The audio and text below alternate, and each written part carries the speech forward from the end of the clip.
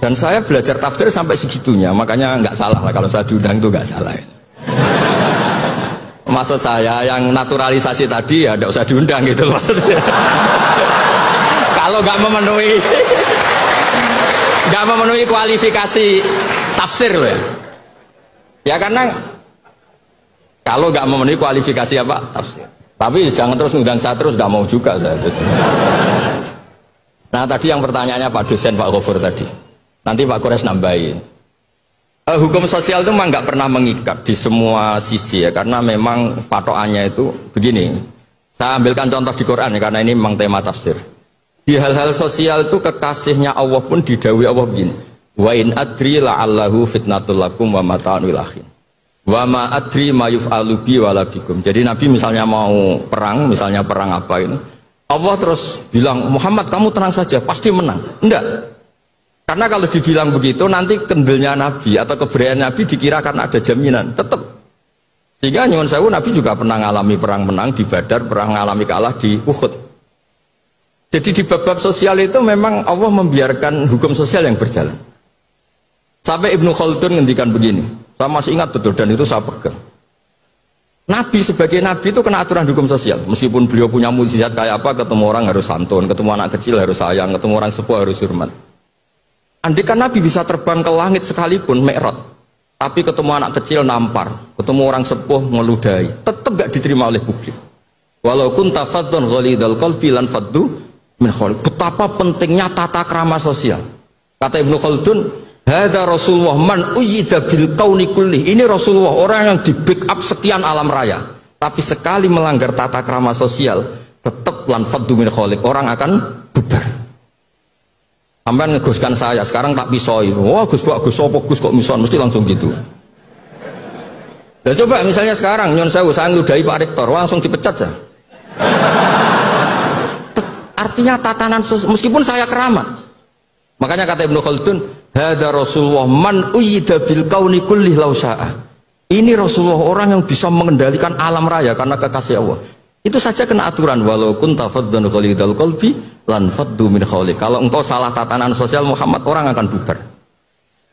Nah maksudnya gini Pak dosen, kalau tatanan sosial gini, saya pernah ditanya oleh dekan Fakultas Kedokteran pas ada diskusi dengan ya tadi orang-orang medis, misalnya begini, itu misalnya nyun sewu tapi gak usah dijiwai, gak usah kamu udah dilupakan saja gak apa. Menyembuhkan orang koma itu baik apa tidak baik. Tapi misalnya orang ini kalau sembuh pasti bunuh lagi, pasti merkosa lagi. Terus kita gimana? Ngasih makan juga sama. Orang miskin nggak bisa makan, nggak bisa apa-apa, nggak bisa makan, nggak bisa apa-apa. Berkahnya nggak bisa makan, nggak bisa apa-apa, dia tidak nyuri, tidak bunuh, tidak merkosa. Dan orang ini kalau sehat lagi akan begitu lagi. Wajib ngasih makan dah. Itu mesti orang itu, weh, kasihlah kemanusiaan. Satu, jangan nanti kumat lagi. Jadi hukum sosial itu mesti mindsetnya ulama itu beda-beda. Saya sering matur ke Pak Quraisy, saya itu pernah kata santri saya pernah katanya diundang ke Malaysia, juga pernah katanya diundang ke Maroko. Saya bilang sudah yang kelas-kelas internasional Pak Quraisy saya ada usah. Kenapa? Jawabnya sederhana. Nanti kalau saya sering keluar negeri, terus semua kiai seneng keluar negeri, terus yang ngulang pondok saya siapa? Terus gue iling-ilingan nak neng dunia ono kiai desa sing alim, terus satu maksudnya kiai desa tapi mau kitab ya cek bener rofa nasab.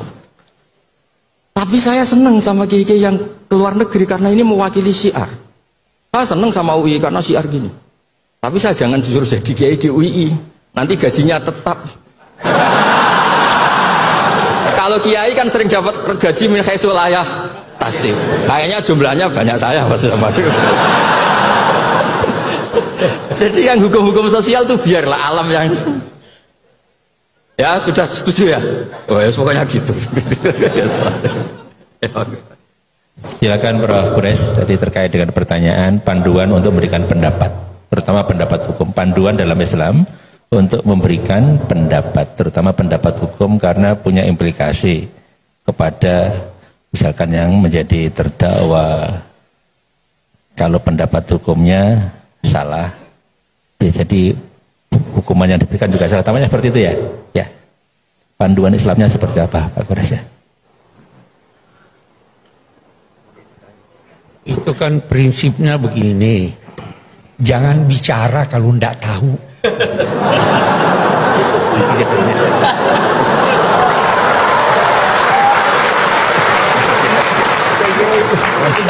paling singkat. Oke, terjawab. Ya, jawabannya itu ya. Baik, terima kasih Prof. Kures. Singkat padat.